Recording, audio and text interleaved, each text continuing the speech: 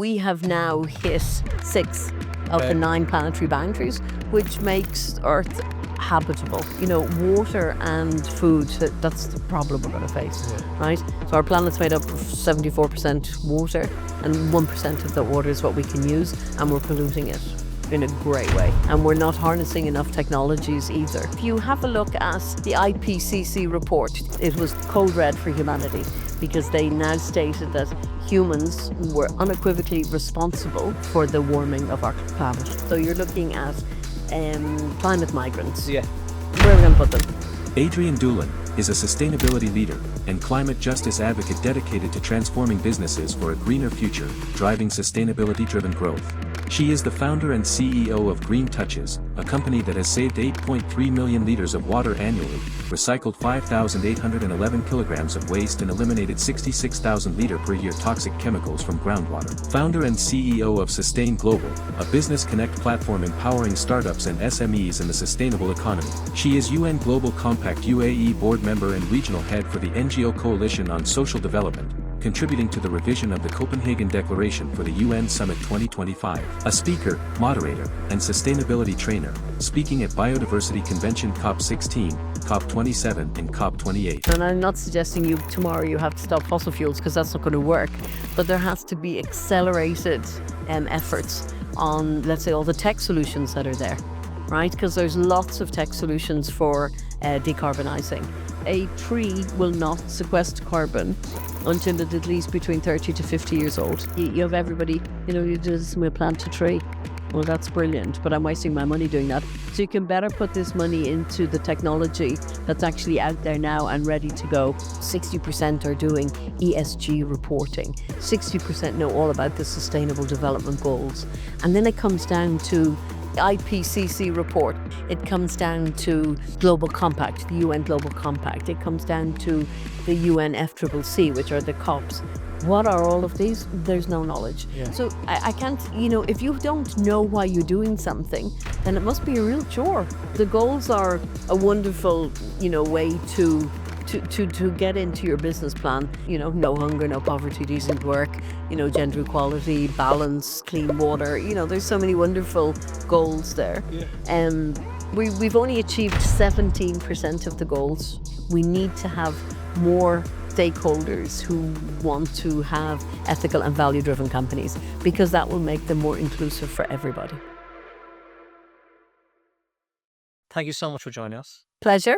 Absolute pleasure. Very good. Thank you. How did we get here? Tell me about yourself. How did we end up there? How did you end up in the climate world? From childhood, really. I'm like a real child of nature. I love being in nature. I love, walking along, touching plants. I still do. Yeah. And I just think you just kind of grow into that. I have like a connection with Mother Earth. Yeah. And then just living abroad and seeing how life is and how it goes.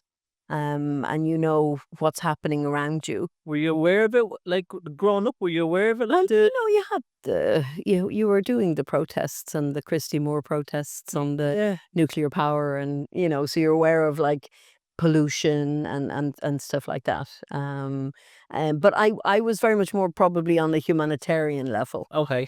From my my parents, we were kind of brought up like that. My father was very much on making sure that people were okay. Yeah. He did a lot of stuff for on that side as well. So, and as I got older, then seeing what was happening with the climate, and I remember we have a home on the north coast in Ireland, right on the beach. Yeah. And I remember my dad saying to me one day, and this is a long time ago because I left Ireland quite some years ago, and he said to me, if I'm trying to tell everybody about climate change and what's happening, and he said, when I see a polar bear floating along on a piece of ice, then I'll believe it. And I said, well, if you're seeing him, I said, it's way too late. Yeah. But in actual fact, he died when he was 93 in 2019. And he was like about 6 hours before he died. It was when the Amazon forest was on fire. And he said to me, you were telling me now that every fifth breath we take is oxygen coming from the Amazon, and this is really bad. And so he was completely convinced about it. What was your, can you remember a turning point where you felt that it kind of went from like a concern to, say, more of a passion or more of a, Yeah, a passion or a Yeah. yeah. I think when I came here, Really? actually, so I'm 16 years here. Yeah. And when I came here and kind of saw that there was at that time relatively little being done. So to, do your recycling and all of that, Yeah. that was your option. Yeah. To, you had to do that yourself. You'd one bin. And that was to me like awful. So that's when I really started to, think, I think I can make a career out of this as well. Yeah. And that's when I started to work on it here and get more and more into it. And I established a company in like a cleaning services company, but totally in sustainability. Wow. So we brought in technology from the US, liquid ozone, so aqueous ozone, Yeah. which replaces almost every cleaner possible, Amazing. except not a heavy degreaser. But it you talk about indoor air quality, like you don't see it, so people are not really that interested in it, Yeah. right? But I set up a company then, so we would offer no chemicals for cleaning. Was that difficult? Was it difficult to, like, in the sense of when you started looking for it, was it easy to find or difficult to find? Clients and stuff? No, the actual brands and the products. Oh, totally. Really difficult. Yeah. Yeah, really, really hard. Yeah, we in fact initially imported products from Australia. Okay. Yeah, really brilliant brand of really organic products. But, and then slowly it started coming. But it's still taken a long time, and still within the FM industry, there is not really much interest. Yeah. So because you can't see the air, right? So it's really difficult. Yeah.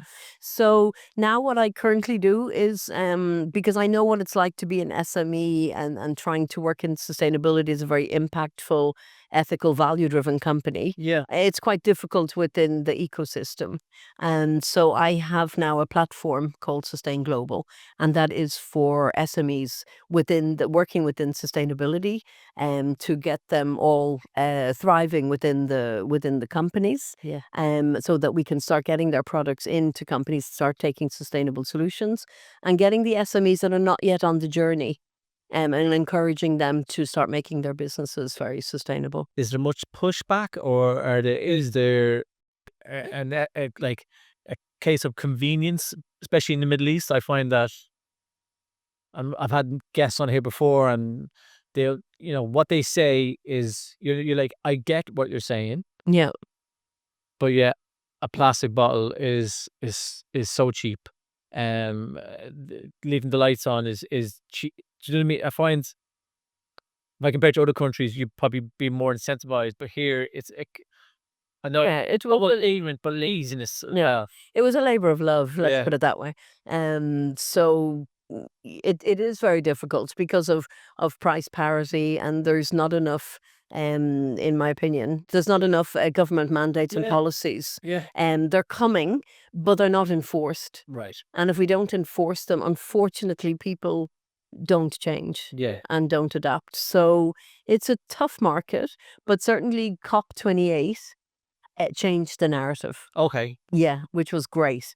Because up till then it was like really a slog trying to get companies to do something. Yeah. But COP28 kind of brought everybody together, because normally it's all about the blue zone and those who are doing the negotiations and everything. The green zone is it's good, but it's not as popular. Yeah. But here it was huge. So it gave everybody the opportunity to participate. Okay. And I think that definitely made significant changes. Yeah. Yeah. Do you feel, if you look back to 16 years ago, are we light years ahead, or is it just being a slight move in the needle, or is it? I mean, a move on the needle regarding decarbonization, Yeah. slight, but in actual conversations, huge. Right. Yeah, it's definitely changed in Yeah. 16 years. Yeah. Is that Yeah, because Dubai's got absolutely. bigger itself, do you think, or the UAE in general? I think maybe, well, the UAE as well are very committed with their 2050, net zero. So they are very committed, Yeah. but it's to get all the businesses committed. Yeah. And you're talking about a very young country, and a country that's building. Yeah. So you're starting to build your economics. So it's very difficult to suddenly say, well, we'll stop growing our GDP because of sustainability, Yeah. right? So it's a fine balance. But definitely we need to accelerate now, and that's not just in the region. That's absolutely everywhere. Yeah. Yeah, because we are in crisis point now at this stage. So that'll lead me to one of my first questions. And again, the way I see it is, it's imagine no one knows anything, but can you explain what CO2 emissions and why are they considered harmful to our planet? Right. So we'll start, I was thinking, with the doom and the gloom. Yeah. Then I'll give you some solutions and then we'll go back to it just being really doomed. Is that right? All right. So, I mean, CO2 is very important within for the planet Earth anyway, right? Yeah. And it helps also to keep it's warming and it helps the planet from freezing, right? So we need the CO2 emissions. Yeah. And you need to find that balance. So where Earth will, the different carbon sinks, so the ocean, the soil, the forests will absorb the carbon. Yeah. And then we'll go along beautifully with a balance. But unfortunately, we've kind of lost that balance Okay. because of overpolluting. So since around 1750, we have probably 200 times the carbon emissions. So we're starting to produce more and more. So we're almost like we're like a glass house now that we've created, Yeah. and there's nothing escaping, Right. and it's all just staying here. So we are totally overheated. Okay. Totally overheated. And so on our natural carbon sinks, they're not operating as optimally because it's too warm. Yeah. So you have your carbon sinks. Even in Ireland, actually, we have brilliant carbon sinks in our peat bogs. Okay. Yes. They're a great Yes. natural carbon sink. But you also have the permafrost. I don't know whether you've heard of the permafrost. I have, yeah. So this is about 50% of the northern hemisphere. And these permafrosts are made up of organic matter, soil, ice. And they were toddling along beautifully as being carbon sinks. Yes. But now they're starting to defrost. Okay. And when they defrost, they contain as much CO2 as a very large country. And not only CO2, but methane. Right. So when the methane, it's got a half-life of, let's say, of CO2, Yeah. but it's way more potent. Okay. So these start to melt, and so you're getting more and more CO2 into the atmosphere. So And how's that being monitored? Is it a case of pure eyes on or is it satellites, or is it measurable? Or yeah, I mean, from 1750 actually, and before. I mean, climate is always. I've got a great book from climate from 1650 in Ireland. So like climate has always been written about and noted, but I got a great graph from like 1750 up to 2020, and it's just going like that on CO2 levels, right? So it's always been monitored, and now since I think it was 1958 and I'm sure I'm going to butcher this, Muerna Loas, I'm not of the in Hawaii. okay. That's where in the observatory there. That's where we get a lot of our data from. Okay. Interesting. Right. Yeah. So, but I mean, we're just continuously spewing out the greenhouse gas emissions. Everybody will tell you. I mean, I'm sure you're. I remember as in school, it was every day. A football pitch is being deforested, and the industrial, Yeah. Yeah. chimneys are causing CO2, and So it's everything. It's, it is a fossil fuel industry, coal, transportation, deforestation, so agriculture, food. There's so many factors involved in it. yeah. Who's the biggest culprit? If you could pick one, if I go to you right now, I would say fossil fuels. fossil fuels. Yeah. Right. Yeah, for sure. Yeah. And I mean, I would, I'm not the only one, so I can't be in trouble about it because Antonio Guterres, who's the Secretary General of the UN, says the same. Yeah. No. So yeah, it is. We know it, along with everything else. Yeah. And the problem is our carbon capture is not sufficient. Right. So we've lost that complete balance. So how do we change that? How do we turn that around? But again, great question. How do you turn it around? In the sense of, I know I know it should be lowered, but how do you tell a developing country to lower theirs, like India or China? They'll go, well, wait a minute, you guys went first, and it's okay for you to do it. Why can't we do it? Yeah. And how do you kind of go? How do you regulate it? Yeah. I know a certain president is back in power as of today, and he will want to increase it. Yeah, well, he already said that he will pull the US out of the Paris Agreement from 2015 immediately. That'll be what he'll do on day one. And he will also let he talked today, I saw his acceptance speech about the liquid gold. so he will continue. So that's a big disappointment, but it's it's not insurmountable. They're one country. Yeah. Yes, they're huge emitters. And getting back to your point, what you're saying about the on non-developed countries, Yeah. let's say, or underdeveloped countries, there is a whole conversation around degrowth, which of course is a very negative word within economics, right? Because Yeah. nobody wants to talk about degrowth. But if we actually do want to see changes and to lower our emissions drastically, which we really need to do by 2030, Yeah. this is what we have to do. So, I mean, currently, like GDP, let's say in most developed countries is between 6.5, 7%, right? And in underdeveloped countries, you're looking at 2.7. So there's already sort of, just Yeah. imbalance. And then we know what's happening in those countries. They're the ones suffering the most from the drought. But you can't, when they want to develop, you can't turn around to them and say, well, I'm sorry, keep that coal in the ground, or Yeah. you're not pumping that fuel now, while you continue to still grow. So, it's actually a huge mind shift change, like really seriously mind shift change. I mean, nobody's suggesting we go back and live in caves, Yeah. but we need to live a way more sustainable life. So it comes down to the individual. Yeah. In a way, because if you think about it, every organization, every corporate, every part of life is made up of one person, right? Yeah. And that person needs to start taking incredible responsibility.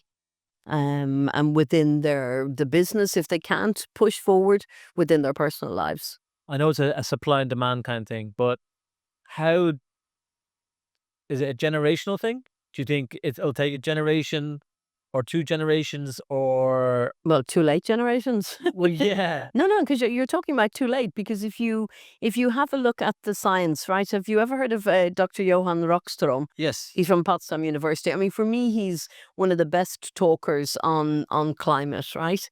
He talks about the planetary boundaries and the tipping points. We have now hit 7 of the 9 planetary boundaries. No, sorry, I'm getting ahead of myself. 6 of the Okay. 9 planetary boundaries, which makes Earth habitable, right? So we've just gone. We had in 2017 we hit 3, and now we've hit 6, right? And we will expect to hit the 7th one within, I would say, the next 2 years, right? And he stood on a podcast, a TED Talk 2 months ago, and he said, "We are getting nervous." Right now, if these guys are starting to get nervous, they're the ones with absolutely all the knowledge. And it's not something that they've just, picked out of there. It's scientific knowledge. It's proven. Yeah. I mean, nobody's going to say anymore that it's not the case, right?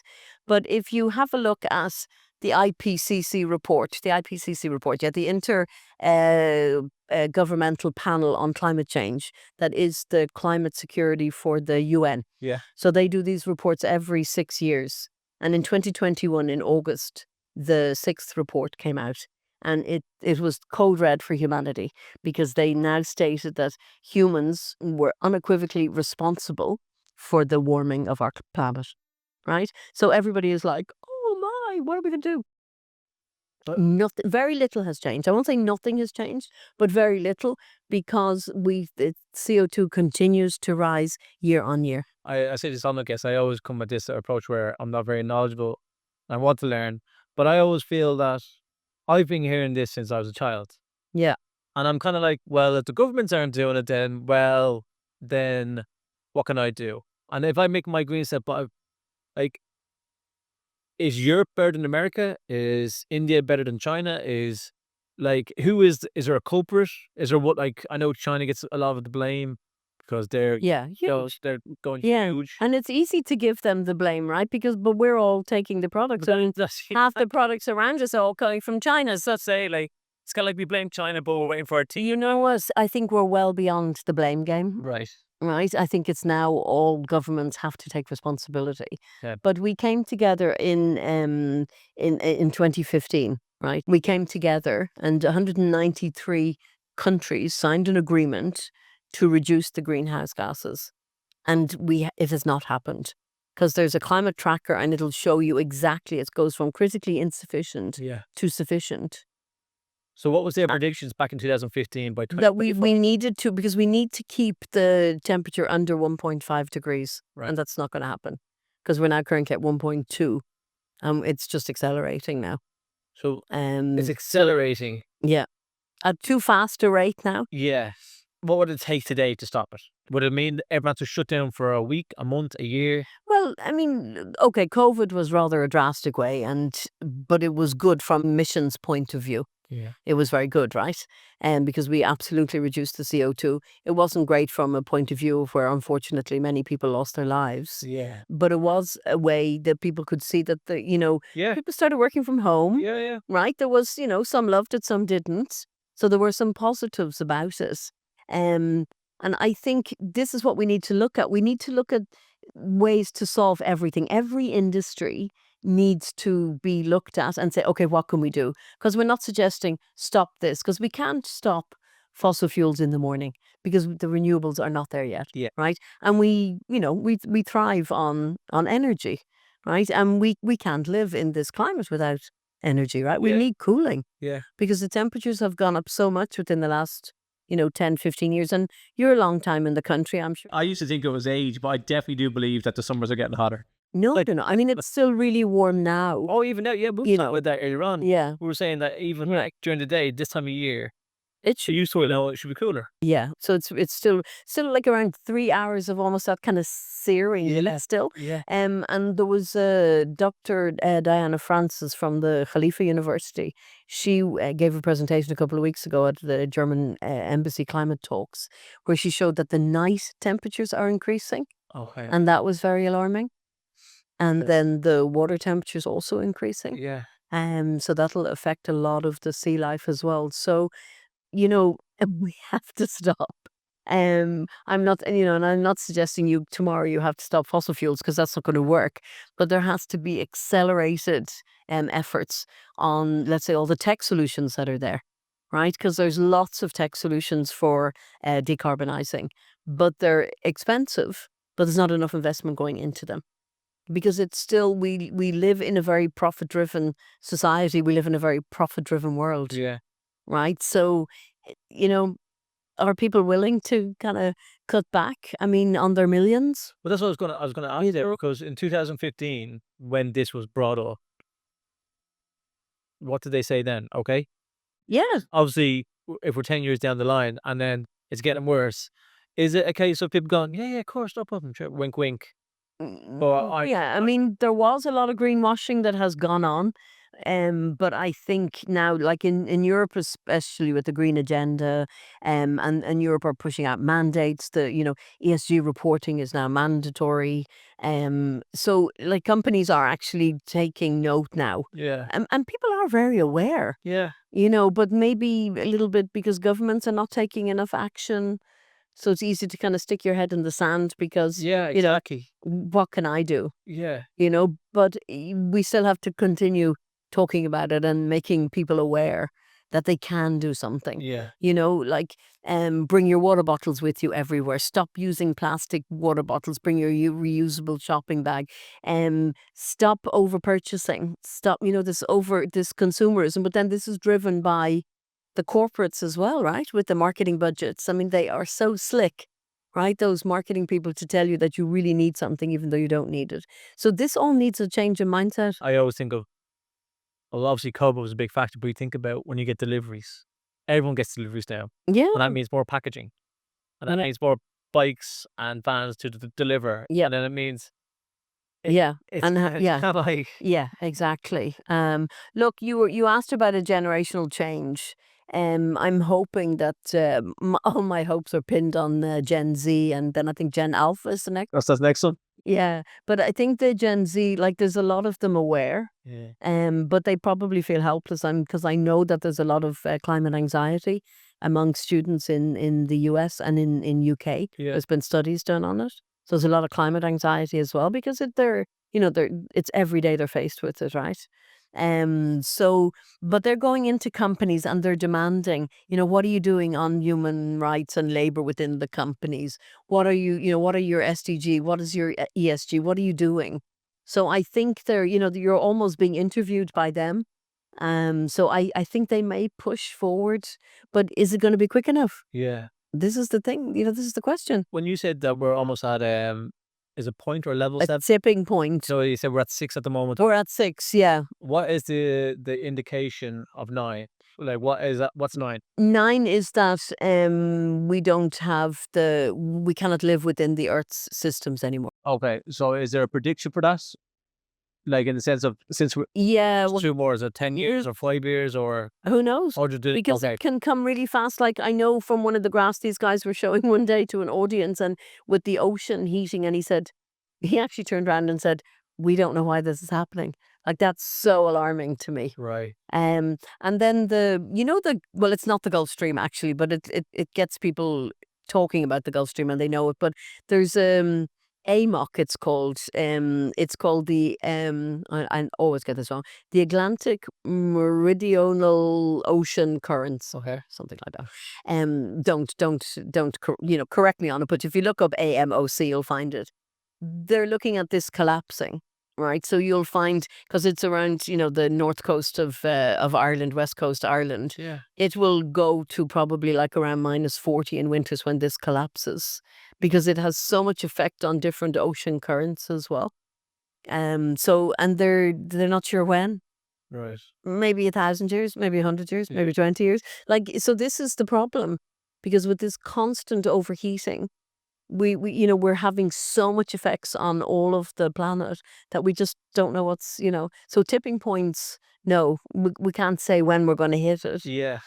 but it's accelerating, and then we hit the 7th one and we will no longer be, because what'll happen is oceans will rise, right? Ocean levels will rise, so you're looking at climate migrants. Yeah.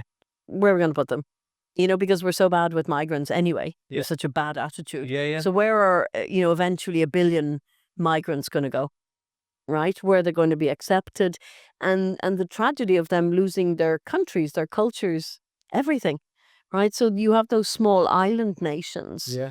like they're really in trouble. And I remember at COP27, the Minister of Agriculture, he was about 36 years of age, from Palau. And he said, "We've been having these conversations since I was a 6-year-old boy." Really. He said, "Now I'm 36." He said, "And the conversation still hasn't changed." So like in Samoa and I think is Mauritius under? Is it?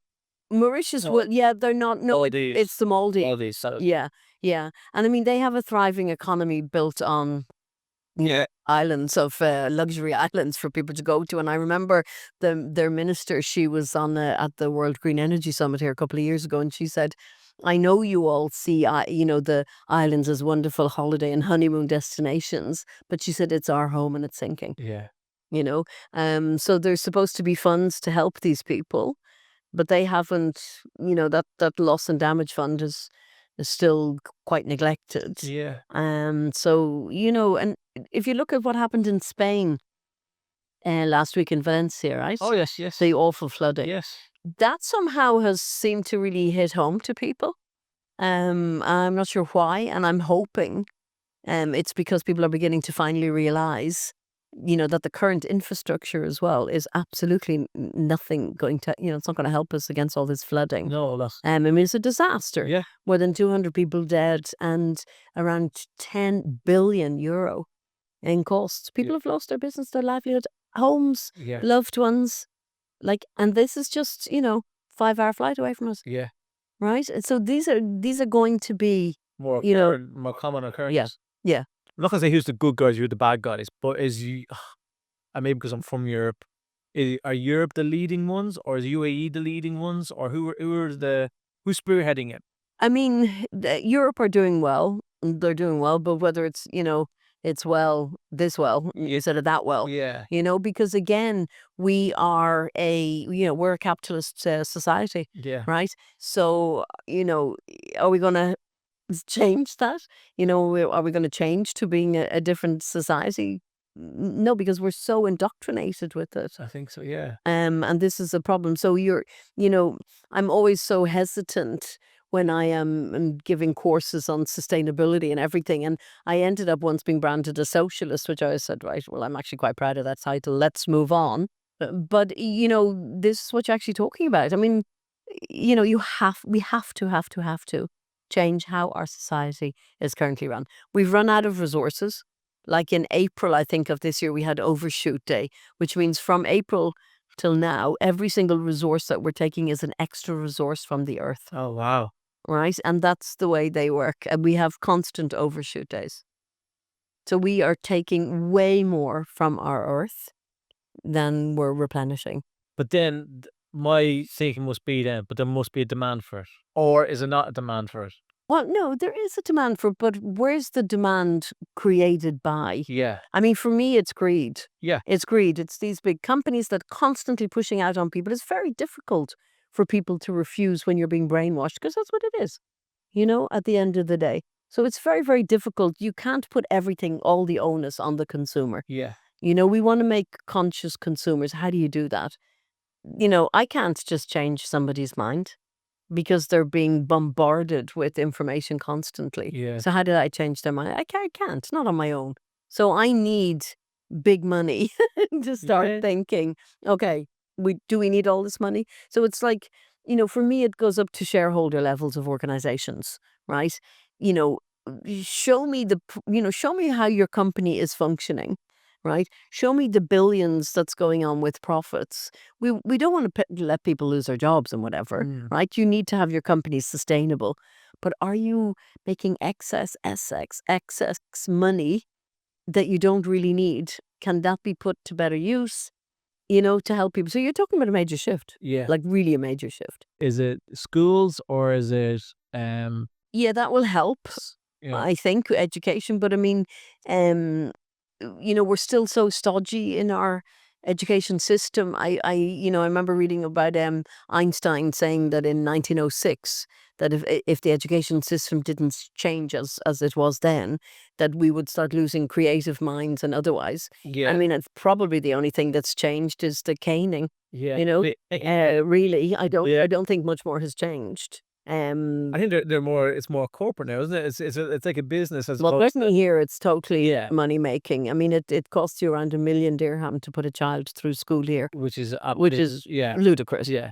Um, you And even seen like, and since I started doing this podcast, I do become aware of stuff. And one thing I notice is when schools are getting picked up, and you'll see fleets of 4x4s per child. yeah. Don't get me wrong, there is school buses, but some schools, like No, police get involved. Yeah. Like Yeah, yeah, that's yeah. I mean, I had 2 boys, so we used to carpool, so and take a lot of the kids to school, and then just towards the end, they all got their driving license and were driving themselves.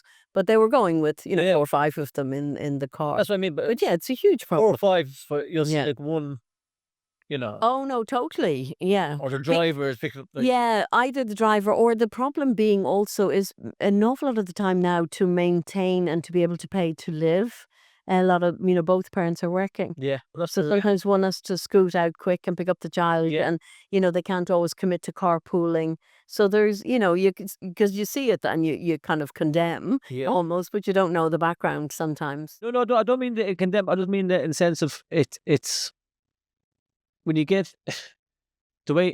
If Dubai gets bigger and bigger and bigger, as it will, and UAE in general, and then the schools get bigger and bigger, and then there's more carpooling. That means more cars, and then I feel like where the school said no, your child has to get the school bus. Yeah.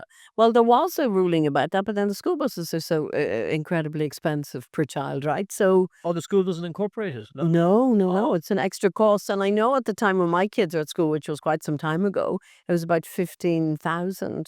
So I'm like, well, sorry, we're already paying enough. So That's for school bus. yeah, yeah. And then the kids are getting on those buses sometimes from around 6:15, 6:30 a.m. in the morning, and maybe not home until Yeah. 4:30. So that's really long for a little one. Yeah. So I mean, urban planning is like really important, since from the DLD, the land department, Yeah. they're talking about doubling the population Yeah. within the next few years, right? So double the population is going to mean double the cars practically, or maybe at least because you see the traffic that's happening now with the population we have. So how do we go ahead like this? So should we not try to create more 15-minute cities and put everything in there? So the schooling, the work, as much as we can. Because I thought that that was the idea of healthcare city Yeah. and internet city. To me, that was like really smart, so keep everybody living within those areas. Yeah. So you can, if you can't always walk to work, you could bike probably. Yeah. I mean, even in the heat of the summer, if it was 5-10 minutes, Oh yeah. you could do it actually. It's possible because you just grow, trees that are shaded. And so I think we need to be much smarter. We need to be much smarter with what we're building. Yeah. Do you think And- though that for again we're centralized on Dubai, but that's because we're here. But in Yeah. the sense of like the transport system and the road system, unfortunately, doesn't match the ambitions of the city. They'll build 1,000 villas, but forget to build the roads. Yeah. That's Yeah. It's just, sometimes I just wonder who the consultants are that are advising all the time. Because I kind of look back and think, like in some countries, like in the Netherlands and stuff like that, they have to build the infrastructure first. Yeah. And then they can put the buildings. So you already have the schools, the shops, everything there. Yeah. Which makes sense, right? Well, I found out that here, I never knew this. I actually found this a few months ago. It's the building's responsibility to build the pavement in front of the building, not the city or the government. So you could have a building and they'll build a pavement, but the pavement won't connect to anywhere else. Yeah. Well, that just makes people not want to walk because it's not safe. If you have buggies, they want to push a buggy. Yeah. Get in the car. Yeah. Oh, for You know, sure. Yeah. and And the heat as well. Yeah. It doesn't help, I think. I mean, I lived at Sustainable City for a long time, and let's say the nearest shopping center was from my villa. It took me 20 minutes to walk there, Right. and 20 minutes back, whatever. But that's great. And you can do it even if it's in the height of the summer. Yeah. Because there's a lot of shade and stuff. That one stage, maybe it's a little bit too hot. But that's ideal, right? And then you have people just driving around in electric cars or buggies. So you start to reduce your emissions. So you need smart cities like this. We all. Why didn't that take on? No, I mean it did for them, but why isn't there why is like, everybody not doing it? but why isn't there like the sustainable city? Yeah, We all know of. yeah. But why isn't there 10, 12 sustainable cities in the UAE? It was probably not hugely profitable initially because it's expensive. Yeah. Because it was well built. I don't Yeah. hear my neighbor. How can you many of buildings can you say when you're living in a villa here that you can't hear your neighbor, True. Yeah. right? Yeah. So there's so it's cost versus sustainability. Yeah. Yeah, right. So it's always down to cost. That's what is a good. It's always down to Yeah. But then is it going down to cost or like are you overly making profits? So is there a way that you could actually give back? Because that's how we're going to change. And that's the only way we're going to change. Yeah. I mean, you talk about smart cities and you're talking about, within your buildings and everything, making them smart. But why are we not trying to also look at rural areas and start pushing money into rural areas? Because the bigger the cities you create, the more problems you create. Yeah. Because you create more pollution, you create more poverty.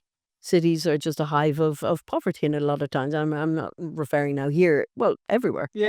every region has its poverty. So you need to also have a look at. Don't just focus now. We're completely focused on smart cities.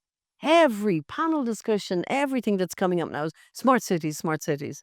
Well, what about rural areas? Yeah. What are we doing? Why is everybody moving to the cities? Because there's no jobs. So is there something that we could do to keep people on the land? What could we do to keep them in rural areas? Is there anything we can do? Like, we need to just start questioning a little bit more, speaking out a little bit more and using our brains. Is that not, do you think to- that people aren't, they're not knowledgeable about the situation? They don't know what to do or, I think there's a lot of, I can't do anything about this. So, yeah. not going to do anything about it. Yeah. And then on the other hand, there's then the profit. Yeah. Right? So I don't want to touch my profit. So, and I mean, if you have a look, the people, planet, profit, that still hasn't really been adopted. Yeah. It's still profit, maybe people, maybe Do you planet. think it will, I don't want to say like people will have to what do you think will it be the tipping point? Will the tipping point be a revolt? Will it be It'll be a disaster. a disaster? But I think that's unfortunately what it's going to take for people to really. I mean, I know people realize what's going on. I mean, I see it on social media all the time, and there are. I mean, obviously because I follow these people on LinkedIn, there's a huge group of people who think as well the same way as I do. So it's not only just about climate change and climate action, but it's climate justice too. It's because they go hand in hand, yeah, right? Because you're not going to get a guy who can't put food on the table to give a hoot about sustainability, right? Whether he has plastic or no plastic or it's compostable or they don't care, right? yeah, So you need to solve all of these issues at the same time, right? They're hand in hand. You can't just say we're fighting climate change and bugger the rest of you. yeah, So you have to do you have to find solutions. There's no one size that'll fit all. right. But I do believe there's a huge movement of people who do want change, Yeah, and who know it's necessary. And I mean, I'm not doing this for the good of my health. I mean, I'm not pushing forward and telling companies to start working on sustainability, get your business future ready, be resilient, be risk appliant, compliant. I'm not doing that because I think I want to annoy people or I want to make money from it. I know what's happening and I'm trying to help them. So with people, I think there'll be a disaster. There will be definitely something big that will come again, time and time again. yeah. And then finally they'll be like, okay, well, we actually do need to do something. But I feel I remember. Do you remember a few years ago? It was just before COVID, the Australian bushfires, Yeah. and then everyone was like, "Oh, Oh, that was yeah. it."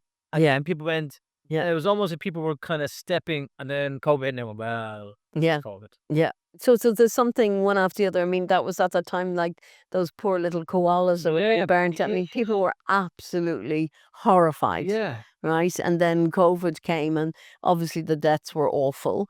But what kind of came out of it, like, people like myself working within sustainability were like, oh, wow, there is a way that we can reduce emissions. yeah. It is actually possible. Was that measured out of curiosity? Yeah. Was No, COVID no, it like was. Yeah. non-air travel, non Oh, it made a huge difference. really? But we went back to business as usual and we just changed nothing. But did they You ever know. do the science of how quickly the Earth repaired? It was pretty quick, actually. Talking about earth repairing, one of the things we were most successful at was the ozone layer, Okay. because that was actually we'd actually created with Coro CFCs, from sprays and cans and aerosols, right? So we had actually there was a hole in the ozone layer which was heating the atmosphere as well, and there was a protocol, Montreal Protocol, where they banned the CFCs, and the ozone layer has now closed. That was the one thing that we were 100% successful with. So we know we can do it. And that was like really interesting case, because it wasn't as if, yes, it was going to be a disaster, but it wasn't something that was widely spoken about or is widely known. Yeah. And we did it. So I believe we can do it. Like, we're just going to need some, significant changes. What did you think the CO2 emission is the next one on the, like, if we had a list of like drought, overheating, famine, all this kind of stuff, what's on the top of the list? CO2 emission would be on top of the list? To reduce, Yeah. yeah, I mean, we need to cut our greenhouse gas emissions, right? And then, water and food are, top of the list, paramount that's the problem we're going to face, Yeah. right? So our planet's made up of 74% water, and 1% of that water is what we can use, and we're polluting it in a great way. And we're not harnessing enough technologies either, that to get to keep that water. We're polluting it with chemicals because we just don't think, because again, Very it's short-term mentality. huge. Yeah. Yeah. And then the overfishing as well. Is that? But again, from my limited knowledge of water here, I feel it's more regulated, but maybe it's not. I don't know what's actually going on, but I remember a few years ago, say about 5-10 years ago, overfishing was massive, Yeah. and then they kind of stepped in, but I don't know if it's Yeah, no, it has. I mean, in certain areas like the shrimping area and stuff like that, it was completely being overfished. and the stocks were just depleting. Yeah. So yeah, I mean, in certain areas that, they've stepped in, but again, there was like the whaling. Yes. We tried to stop that, and now it's like starting again. Shark fin soup. Yeah. Do you really need shark fin Yeah. soup? So it's just about changing people's mentality as well. It's about the narrative. Tell people the story. Um, give them the knowledge, because I think that's often a factor. I often notice when we do courses on sustainability, and you do pre-surveys, and you find out lots of people, 60% are doing ESG reporting, 60% know all about the Sustainable Development Goals, and then it comes down to the IPC report, Code Red for Humanity. It comes down to the Global Compact, the UN Global Compact. It comes down to the UN FCCC, which are the COPs. What are all of these? There's no knowledge. Yeah. So I can't, if you don't know why you're doing something, then it must be a real chore, Yeah. for people. So start to give people the knowledge. I think we can deal with it. People don't need fear. This is the problem. Right? We're not very good at dealing with fear.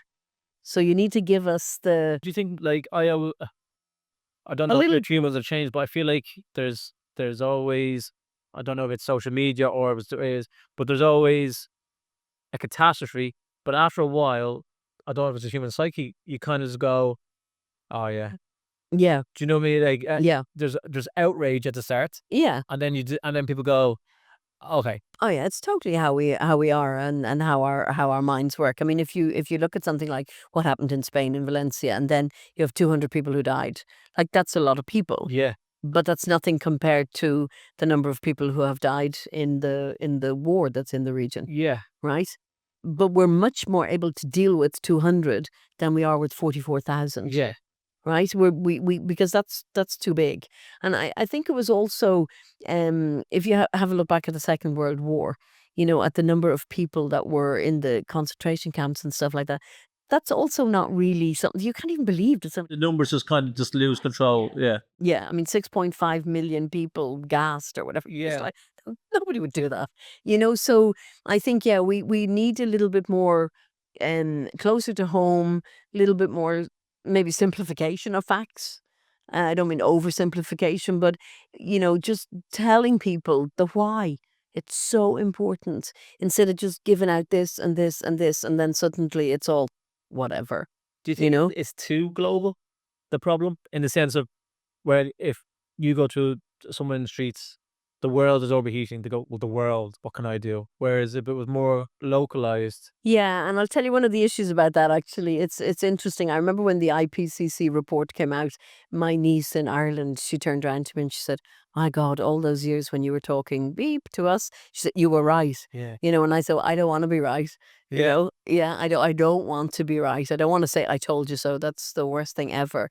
And year on year, when I go back to Ireland and I witness what's happening, I see in the stores, when I go into the supermarket, I have great option to choose products that are all in recyclable packaging, No. or I can buy organic food easy, cheaply, knowing that it's actually organic food. yeah, yeah, So the choices are much better, and the conversations have changed. When we were in Ireland this summer now, we were having dinner looking out onto the beach, and we were saying, how long can we do this for? I wasn't the one who was bringing up this conversation for a change. interesting, It was others. yeah, So the conversation has definitely changed. So people are becoming more and more aware.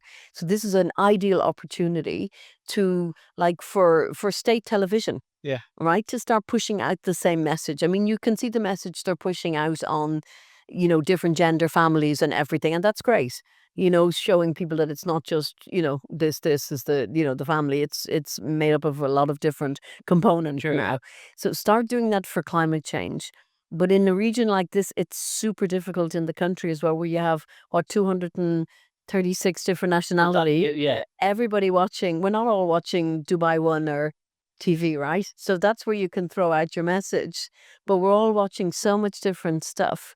But this is where influencers and all this, I have to say, I'm not on TikTok, but I see them everybody's just looking at these stupid videos. I hear these noise and I'm like, this is your ideal opportunity to start feeding people through the knowledge that they need. They don't need the disasters of all these cars piled up on top of each other and flowing down, or people being rescued and whatever. Start giving slowly the knowledge. And that works really well with people. Yeah. So, and we need to know our own voices, the power we have as our own voices to refuse. So I think Start refusing stuff. I think there's ever time in human history where you can get the message across as easy as now. Everyone has a phone or access to a phone. Super or, easy. you know, Yeah. Wi-Fi is open. Everybody, worldwide, Yeah. you know, worldwide people have access to internet as much as possible anyway. So you can start giving proper messaging. No need to be fear-mongering, no need to be scary. Just, bit by bit, smart videos. Like I think the UN had a great video the other day, the Environmental Agency, on, like, they had this guy, he was like a detective.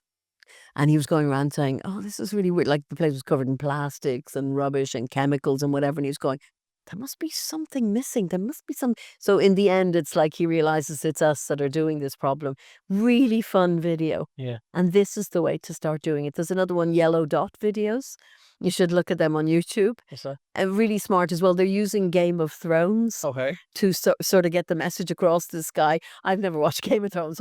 Don't know what it's about, but they have this guy with the board and he's showing them what's going to happen, and funny, bring it across funny, and people will start to They need to do to listen. They need to bring in celebrities. They need to bring in singers. They need to kind of.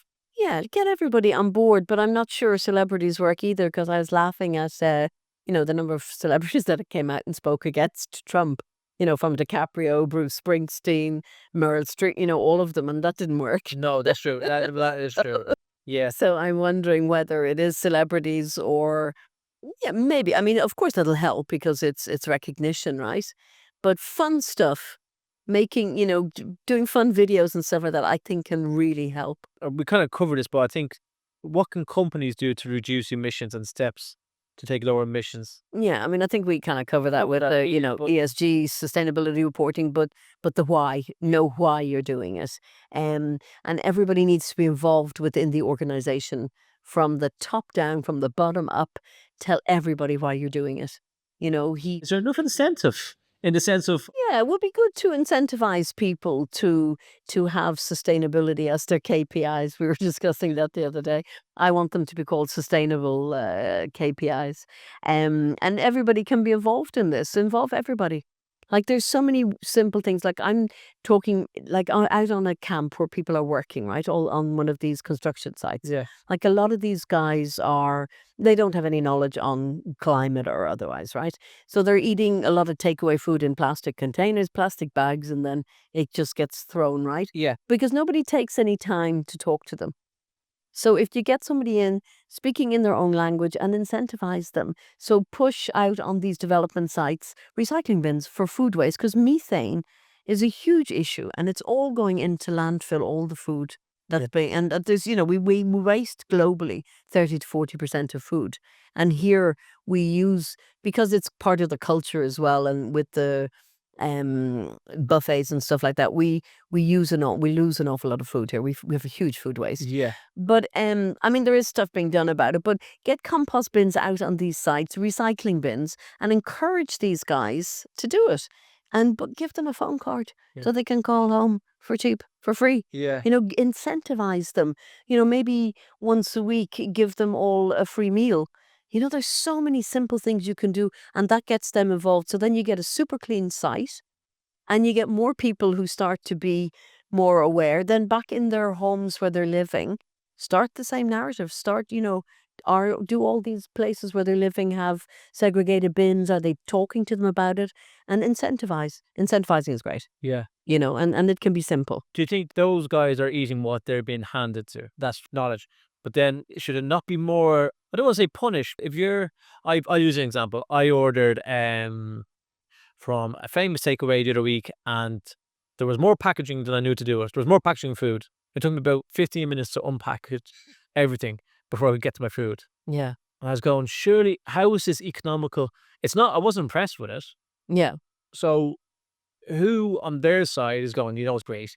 Well, make sure that there's sellotape on the rice and there's sellotape on the curry, and then there's best packaging, and I will put pass it. Like the list was endless. Yeah.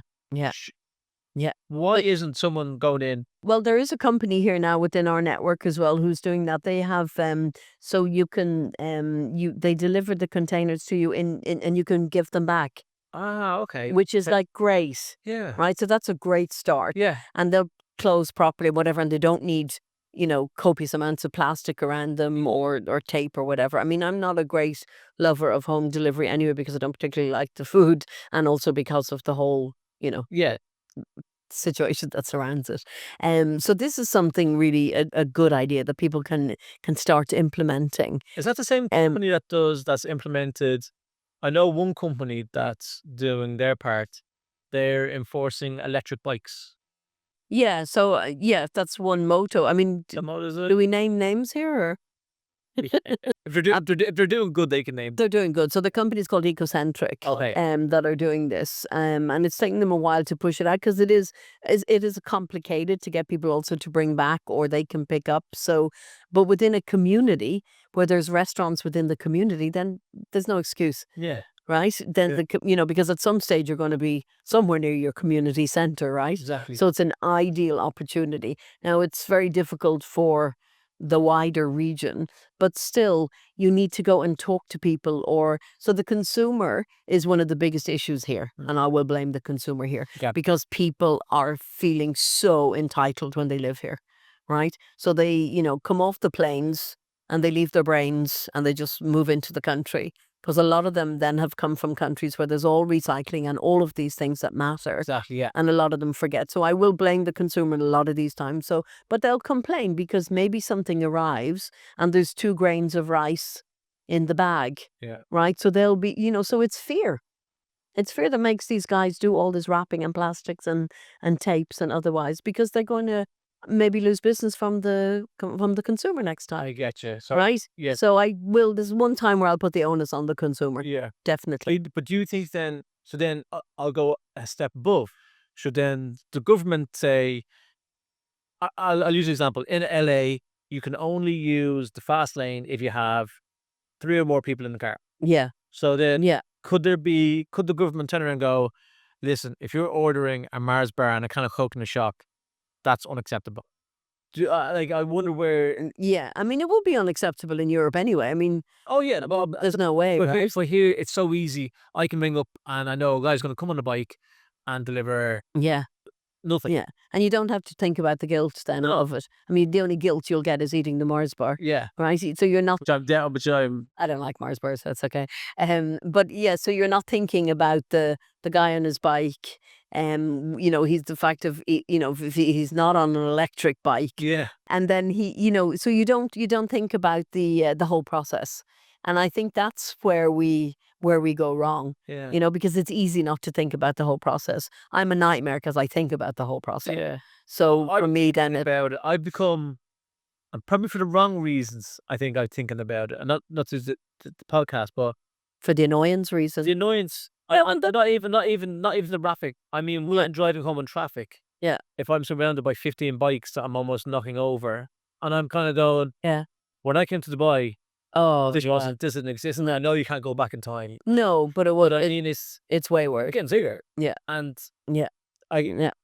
deliver. Well, we all know the delivery companies. Yeah, they're going to increase the bikes because there's more demand. Yeah, and then there's more demand, there's more waste, and then I feel like kind of and then there's more stuff just being thrown because why do you order home delivery?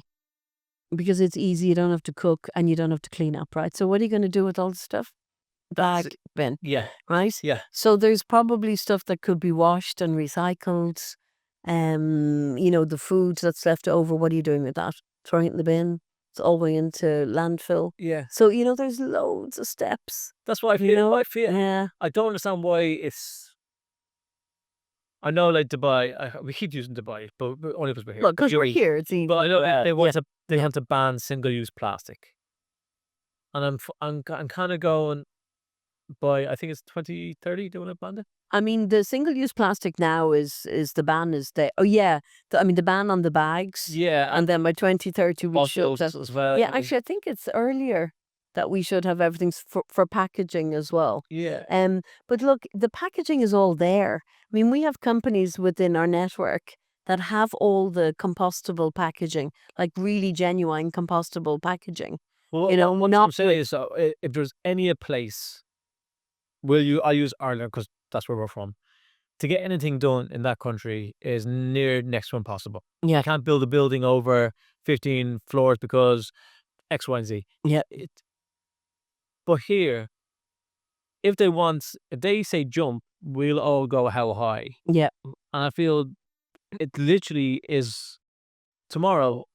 Yeah. Do you know what I mean? Yeah. No, I know what you're saying, and I tend to agree with you. I mean, I remember my dad used to come here and, as a trade unionist, he'd say, I love living here. He said, when Sheikh Mohammed says, I want a new runway is built. And he said, they're 20 years, I think, talking back in the UK for another runway, which is great, right? And I think that, in fact, on the sustainability route, that we could have had an even more super developed city because of that as well. Exactly. And I think the opportunity is there now to sort of say, look, we know what needs to be done. So we need these changes, and this is what we're going to do, and this is what you're going to do it. Does it Right. Does it take a shake? That's what I'm probably getting to. Does it take Yeah. one of the big wigs to turn around and say, tomorrow, that's it? Yeah, it does. Because people are not going to And how do you give get up that convenience. How Yeah, slowly but surely. yeah. Yeah, slowly but surely, I think.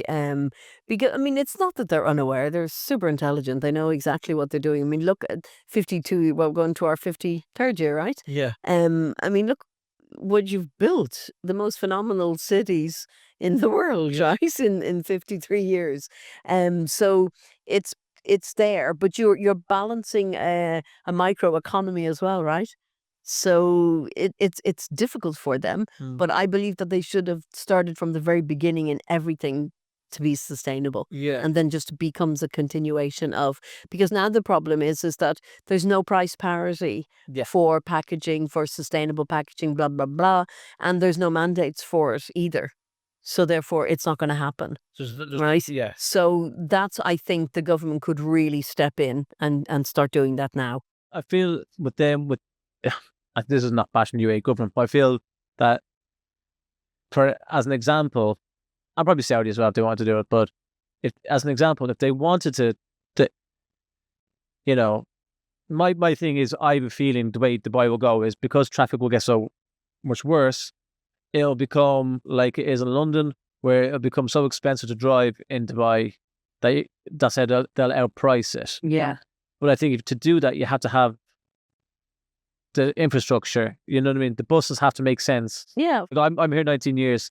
I couldn't tell you which way a bus goes, left, right, or centre. No, I don't think, I have to actually admit that I don't think you've ever been on one. I'm not boasting about No. but if we go back home, Yeah. the 37 brings you straight to Yeah, I mean, it's not brilliant because our infrastructure in Ireland is very much centered on the cities as well. Yeah. If you want to go rural. Oh yeah. I mean, if you get on a train you want to get to Ennis, then you have to get out at Limerick and find your way to the next place, So, but yeah, I think, when you've got carte blanche here, right? Because you're building a new city. Exactly. So, that's why I'm wondering, like with the whole Expo City Dubai, the DWC, the airports, out there now, is that the idea? Can you then just keep, this is your new city? I think so. Right? You're away from the rising tides as well anyway. Yeah.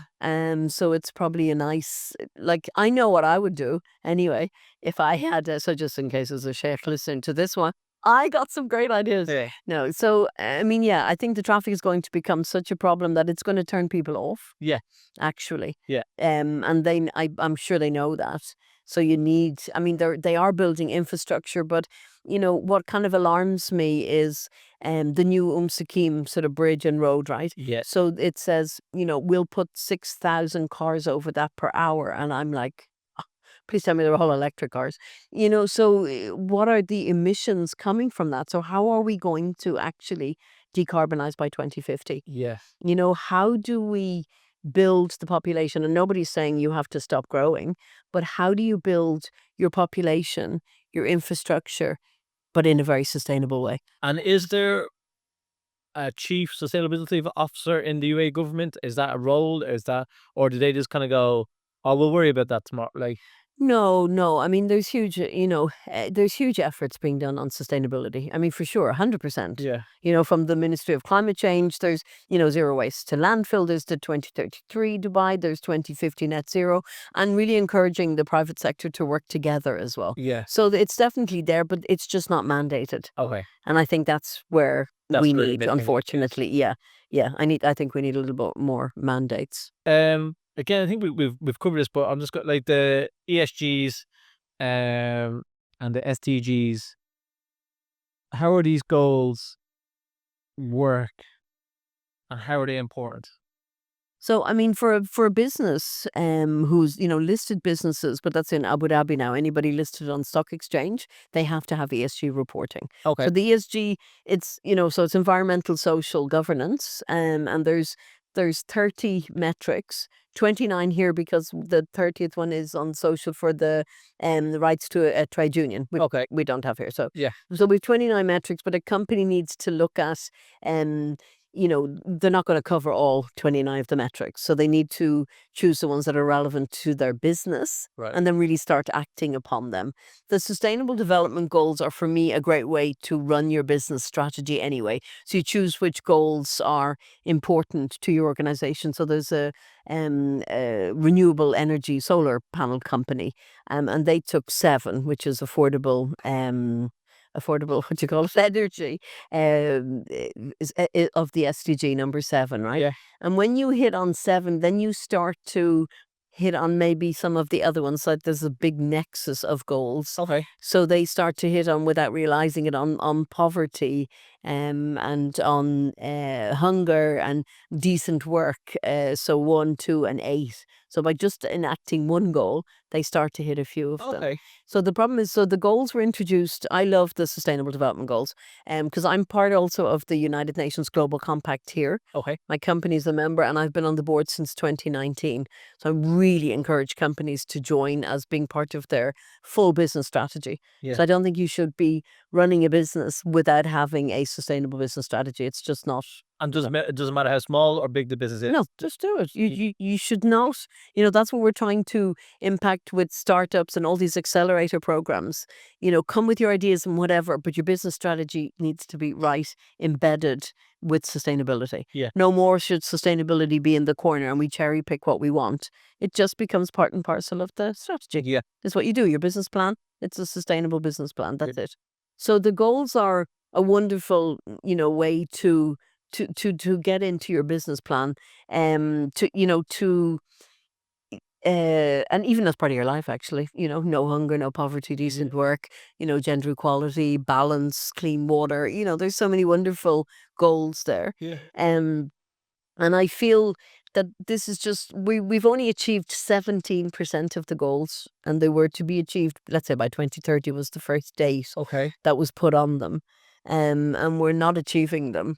Only I mean, 17%. yeah, COVID was a big setback Right. to achieving the goals, but climate change is also becoming now a huge hindrance.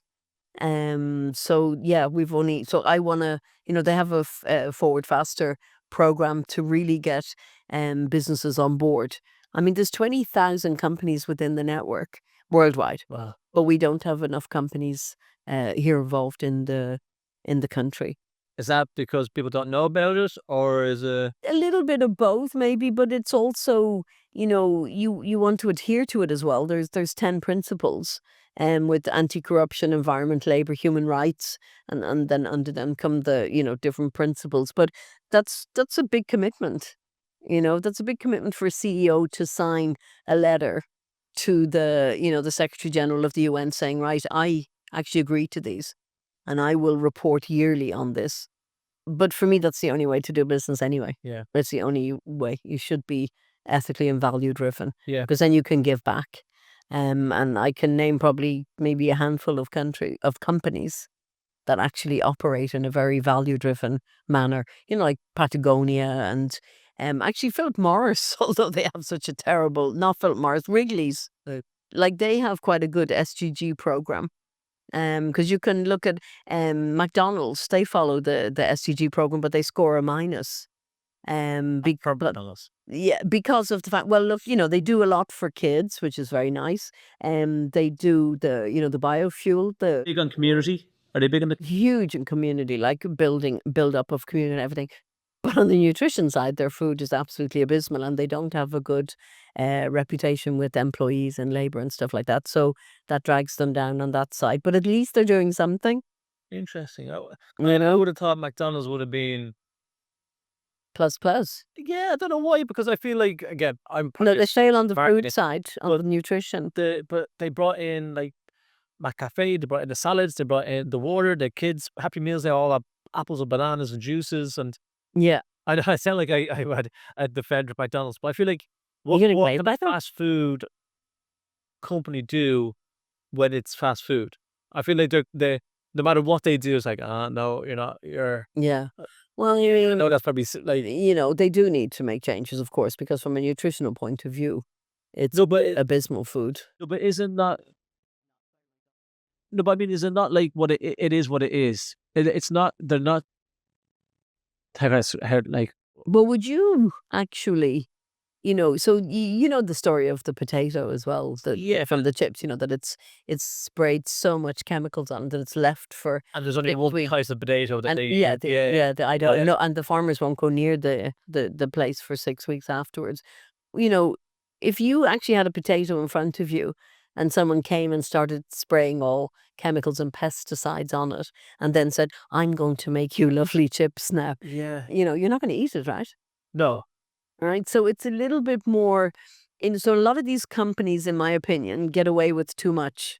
And there's a lot of these large organizations that, that do good on the one hand, but do so bad on the other hand. So you got big organizations that use palm oil within their products and stuff like that, right? So the deforestation that is coming with the palm oil. Yeah. Also there's been huge problems with indigenous populations living on these lands. And there's been murders and everything. You don't hear about that unless you delve into it, Yeah. right?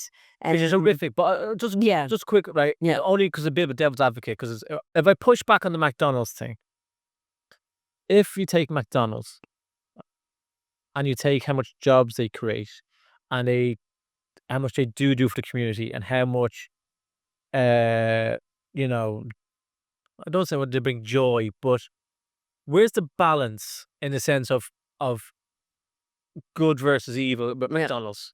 Well, McDonald's. Let's use McDonald's as an example. I'm sure. yeah, you know, but- 'cause I mean, we're Yeah. look, we're not pointing fingers here at anybody, but we're just happen to give an example of poor them. Their profits are probably absolutely astronomical and through the roof anyway. So, Yeah. I mean, for me, why can't you put proper meat within your nuggets? Yes, it'll change the price, right? Yeah. But provide more nutritional food, like actual true pricing. But provide better food, right? Because the food is not good.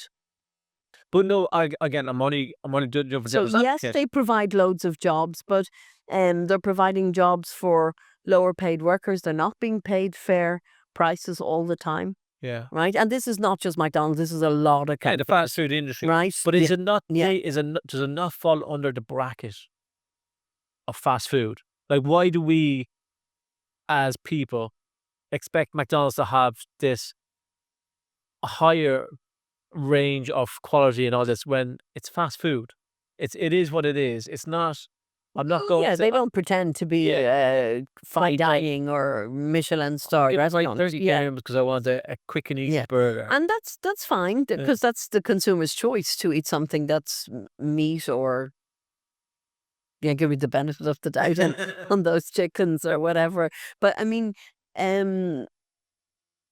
that's the choice then that the owner of a company has as to how he wants to run his company. Yeah. And I think going forward, we need to have more stakeholders who want to have ethical and value-driven companies, because that will make them more inclusive for everybody, Yeah. right? Because we can't continue as we continue with the rich getting richer and the poor getting poorer, because that is currently what happens, right? Absolutely. That's why we need a whole seismic shift on the type of society, and nobody expects you to go back to living in a cave or living in a hut with no heat. I mean, God forbid I couldn't live in the cold anymore. So nobody expects that, but there are very different ways of living Yeah. where you're much more connected to living Yeah. your life than we currently are. I think we have a huge disconnect now with actual living. Do you think that I heard a funny thing during the week? The only place global warming hasn't affected is Ireland because it's always bloody cold. No, listen, you say that now, but it's the whole week because I'm looking at the weather, everywhere. Yeah. It's 17, 18 degrees, right? So it is global warming. So they've had way too much rain in the summer now, and it should be 5 or 6 degrees now, right? So you have a day of 17 degrees and the weather's lovely. We're not designed for that. The Irish people aren't Oh, designed. no. we're not- Once it goes above 20 degrees, it's, gosh, that's a warm day now, isn't it? I think we covered this as well, but it's also interesting to see from your perspective, what role can technology play in reducing emissions, and what's the innovative technologies to reduce CO2? So there's loads. I mean, absolutely loads of technologies out there. So there's technologies using, so for the carbon capture, putting it into the rock here, Okay. the perlite. That's what they've identified, that Oman and both the Hajar Mountains are a great place to capture the carbon. Yeah. These are expensive. Most of the technology to capture carbon is quite expensive because there's not enough money being put into it. So it stays high, right? So, but we have to start and much faster.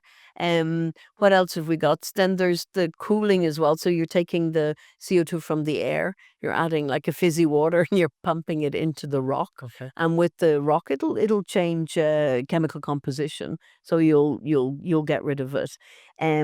We should have. You've got water companies as well that are.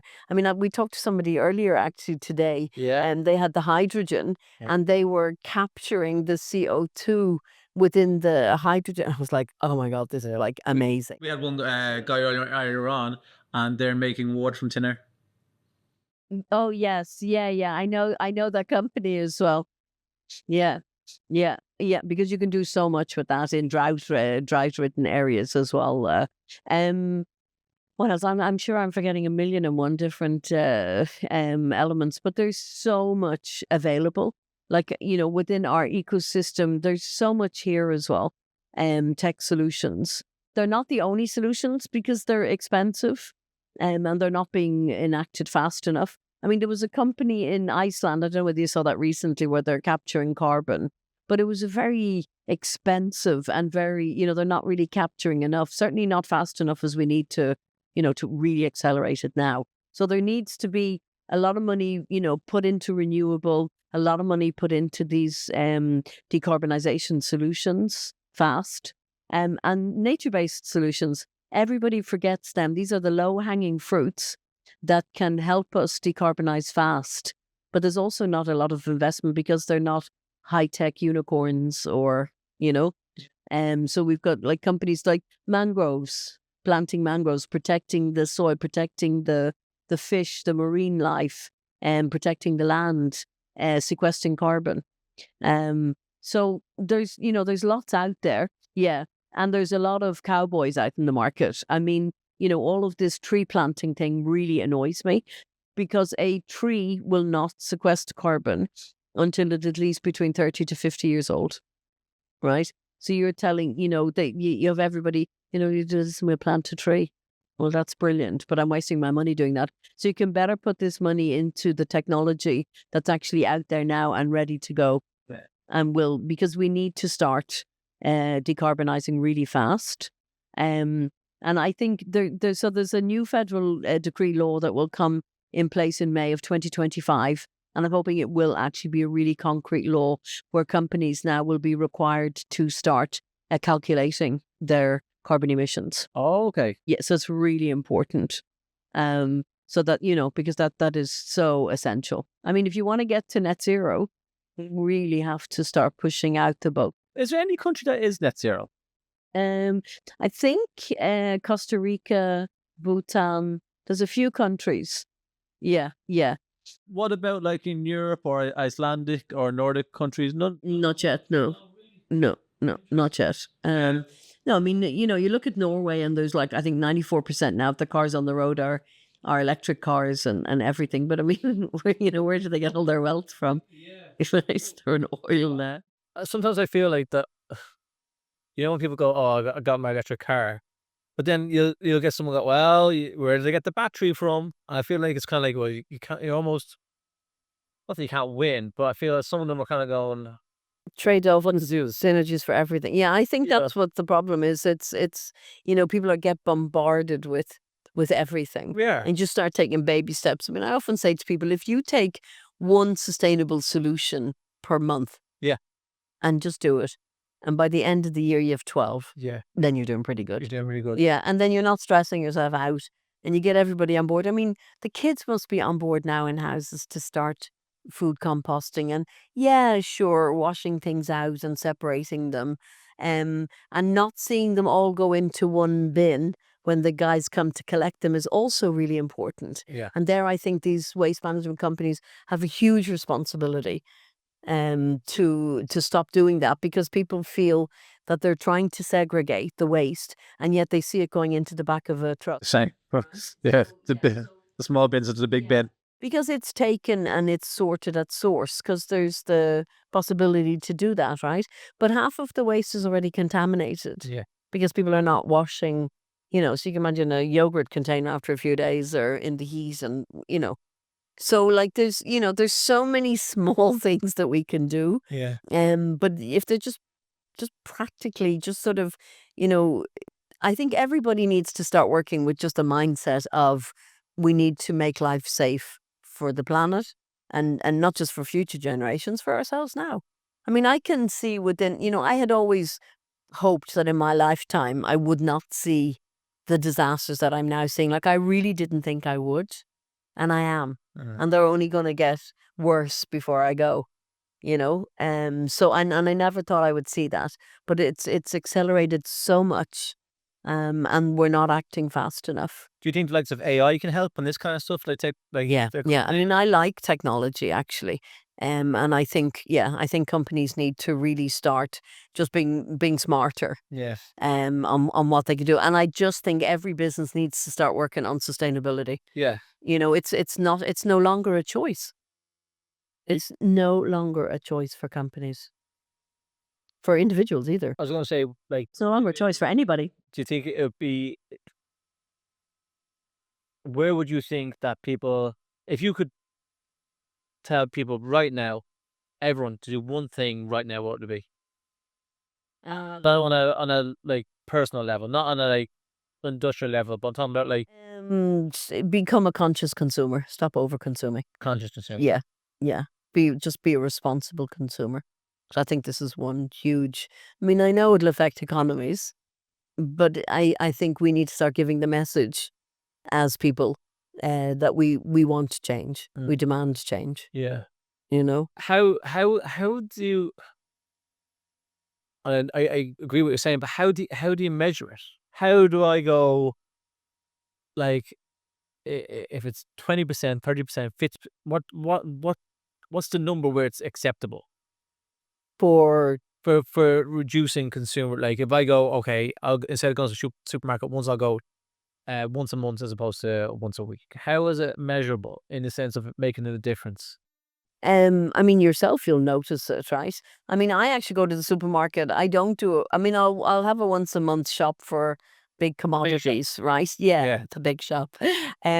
But for like fruit and vegetables and stuff like that, because it goes off quite fast here, because it's already been Yeah. a year anyway, sitting somewhere and shit. So you have a carrot after 2 days, it's just like Yeah. looking really sad. So they must think I'm a pauper when I go shopping, because I'm like buying, you know, a small little box of cucumbers, or I'm buying a couple of carrots and a few spuds, potatoes. And that's the way I will use them. So I will make sure I'm not throwing them out. Right. Right. So it's just that sort of simple stuff. And yeah, even when you have a family, you know, I've my kids and everything. So it's just about just being smart. It saves you money as well.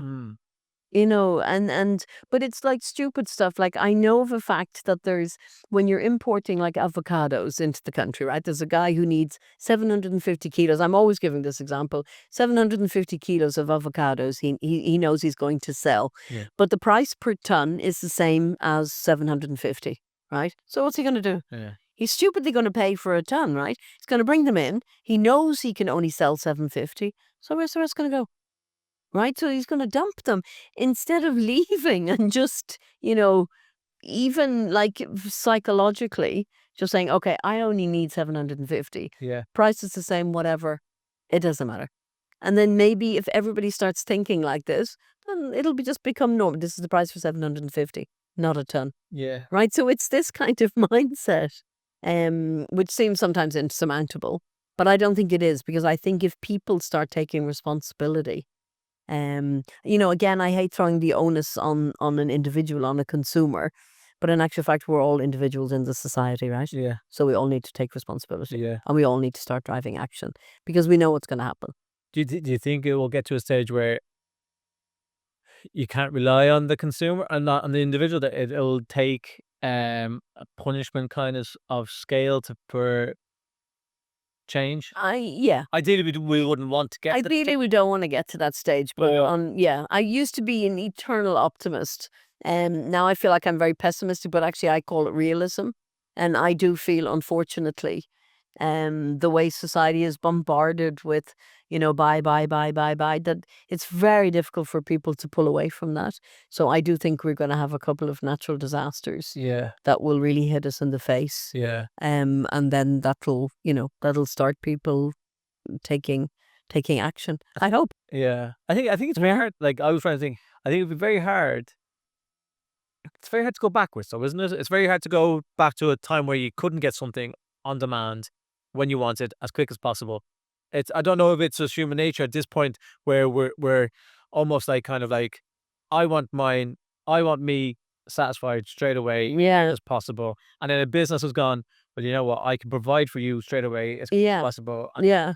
So, I mean, look, I don't know whether it's an age thing, but I preferred when I grew up, which is probably like laughable now. We only ate mandarin oranges at Christmas time, and my mother would buy the crate of mandarin oranges, and they tasted like a mandarin orange should taste. Yeah. We only ate, the fresh fruits, the strawberries, the raspberries in the summertime, and they tasted like they should taste. Tomatoes, everything. Nothing tastes decent anymore. I mean, I saw yesterday UK strawberries. You kidding me? Or were they growing outside? Oh, well, they could be with global warming, Yeah. but I'm guessing they weren't, and I'm guessing they were being helped along. So I would prefer to eat anything in season. I mean, I didn't grow up eating kiwis and avocado. I was probably 19 before, or maybe 18, 19 before I was eating avocados and maybe eggplants. You know what I mean? There was- Yeah. Did I miss it? Not particularly. But we had, you had milk delivered to your door with the lovely cream on top of it Yeah. in a glass bottle that was taken back every day and brought back, recycled and stuff. So we were smarter, in lots of ways as well. Yeah. So I don't think we're going backwards. I think we're going back to not going back. I think we are moving and shifting to an actual better way of life, a healthier way of life. Because I don't think what we're currently eating anyway now is good for us. I know a friend of mine who's a farmer here, and he did a test on 10 different tomatoes that were bought here. One he grows himself, and the other 9, they had almost no nutritional value in them at all. So, I mean, what would you rather eat? Something that you maybe can only eat at a certain season, Yeah. but has proper value in it? Because, obviously that's affecting our bodies. I mean, they found plastic in humans now. There was plastic in breast milk, in the placenta. Wow. Like, this is crazy. I mean, fertility rates are dropping. Why? Chemicals, food, there's so many reasons. So I don't think consider it a step back. I think it would be a step forward to a better way of life. What do you think is happening? I have it here, but I think we covered it. But again, from your perspective, what's happening on a regional level on the greenhouse gas emissions reduction? But for UAE, do you think they brought in initiatives? Like, are they doing more here than anywhere else? to reduce it? No, I mean, I think they're No. trying to agreement. I mean, they were sort of, the UAE were sufficient, but they actually increased their national declaration, which was really their NDC, so which was very brave of them. Right. So put them into an insufficient on the climate tracker. Right. But, so they are pushing ahead all right. To decarbonize, it's very important. Yeah. I mean, 2050 is not that long away. No, it's not about it. So, it is probably too long away for the planet, but for the boundaries and stuff. But, there is stuff going on, as I said to you, the federal decree law that hopefully will come into actually mandated law But in May. 2050, was that just, who said 2050? Is that just because they go, oh, it's 25 years away? That's 2050. been sort of a whole UN, because everybody is adhering to that. I mean, some companies are going 2040. Okay. But look, you have your scope 1, 2, and 3 emissions, right? Most of your emissions from companies like the cement and, the big oil and gas industry, everything falls on your scope 3 emissions, right? And everybody was like, oh, they're not mine. They're coming from here and there and everywhere. But they are everybody's. You need to work on them. Yeah. And so what was happening with a lot of companies is they're working on, working on 10% of reducing those emissions and then offsetting 90%. But it should be the opposite way. You need to work on 90% of the emissions, then you can offset 10%. So it's, we need definitely way more mandates, way more, punishment. Yeah, I hate that word, it's so stupid, but you do. You need to. Yeah, you do. Unfortunately now, because we're stupid enough as a race, to not do what we know is the right thing. Because people do. I'm sure people in the back of their head know actually what is going on, but sometimes it seems they're helpless. They're not too sure how to do it. But the governments then play a huge role. Yeah. Governments and corporates. Yeah. To alike, and then, but as I said to you, it's a seismic change. I do believe we can change our society and not go backwards. I think we can improve our lives, rather than have people, shopping centers and all that sort of stuff. Get them out, get kids out. I mean, kids thrive in outside spaces. Yeah. So I believe that the changes that we need to make in order to decarbonize and to reduce our CO2 and our greenhouse gas emissions is a better way of life for us, Yeah. actually. I don't believe it's going back or at all. This probably leads to the last question, which I think is interesting because of what you said there. Are you optimistic on the future of humanity on the planet? Can we just leave it as a laugh? Yeah, I mean, of course, yeah, ish. Like, do you think Yeah. do you think it has to get probably it's going to get worse before it gets better? Yeah. It's going to have to, something's Yeah. going to have to. Yeah, it will, because there's still too much greed around. Look, we're in what they call the 6th extinction phase. And which means that the planet has survived, right? You say there's no planet B, but we don't need planet B, because the planet will always remain as long as we're destroying it, but it's not gonna explode, Yeah. right?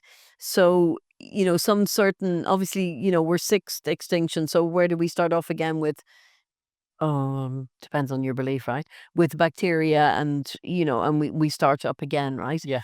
But I believe humanity, the way we are going, we could extinct ourselves. Who knows? But hopefully we're smart enough and wise enough to cop on to what we're doing Yeah. and to change the way they're living. I mean, do you want to go live on Mars? Do you want to go live on a planet where you cannot go outside and you see nothing but red dust around you? That's like Dubai in July.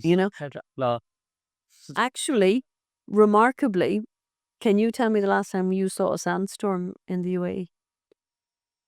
The last, no, well, okay, I can't remember when I saw a sandstorm, but my car does for some reason. Well, that's building the That's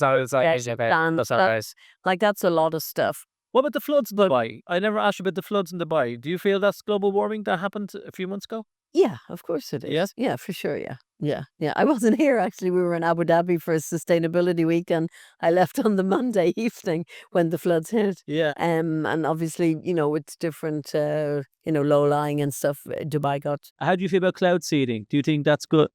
No. No. No, I'm totally against, because again, you don't even, they're chemicals, so you don't know what you're actually doing. I mean, they're talking about this geo cooling, right? And these are aerosols, not your spray cans, which you shouldn't be using anyway, by the way. But they have these aerosols that will go in, and they can actually cover some sun, right? So to create a cooling, Okay. right, which could help. But nobody really knows whether we will then get the same as when the meteorite hit 65 million years ago for the dinosaurs, so that we'll go into an immediate global cooling. Yeah. So, you can't win. So, no, I don't think we should be messing around with technologies that we're unsure of. We have technologies now where we're able to recycle water, because water is so important. Yeah. Water and food, as I said, are the two main security issues, and especially in a region like this where we're really heating up. I mean, that's well acknowledged that the Middle East is on a trajectory for superheat, right? Yeah.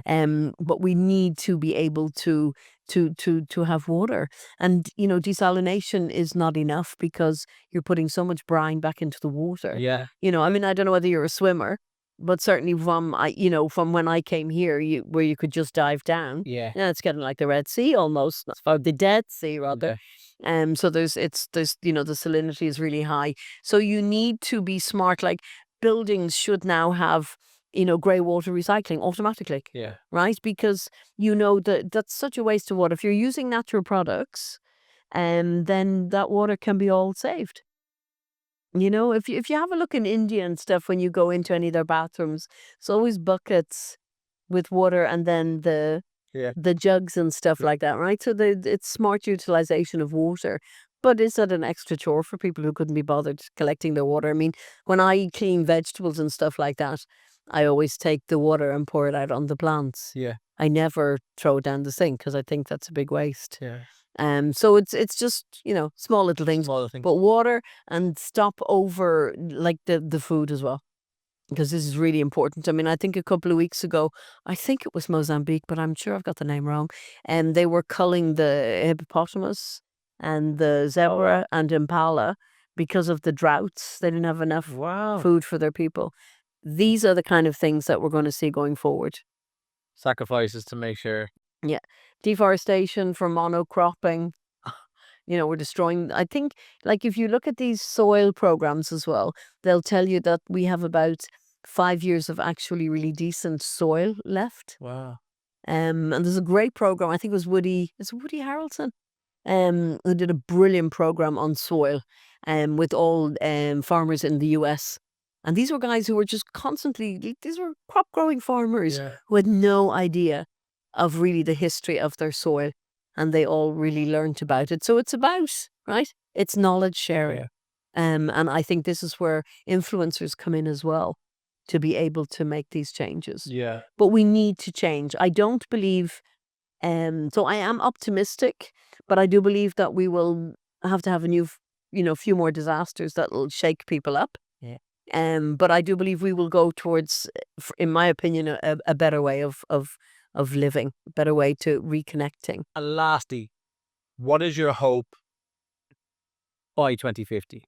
What would you love to, by 2050, what would be your ideal scenario? To be still alive. It's a good one. That's it.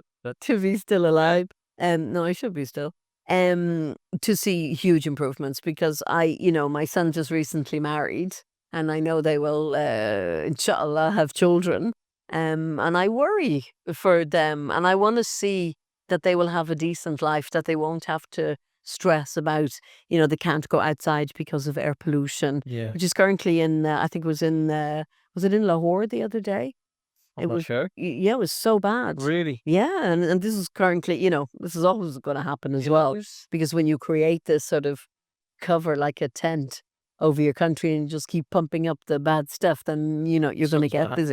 Yeah. So my hope is that by 2050 that we have been smart enough to decarbonize, to reduce our greenhouse gas emissions, and make a better future for everybody. Brilliant. Yeah. Well, thank you so much for your time. You're welcome. I hope you come back. Yeah. Because I feel like we could talk for another 3 hours, but No. But I hope it wasn't all doom and gloom. But I think we need to, and I think people need to start waking up. Yeah. And not just individuals, but corporates. yeah. And I think they need to stop being so greedy and it all being about profit and make it about life and a better way of living for people. Fingers crossed. Thank you for the opportunity, and I will be delighted to come back. Brilliant.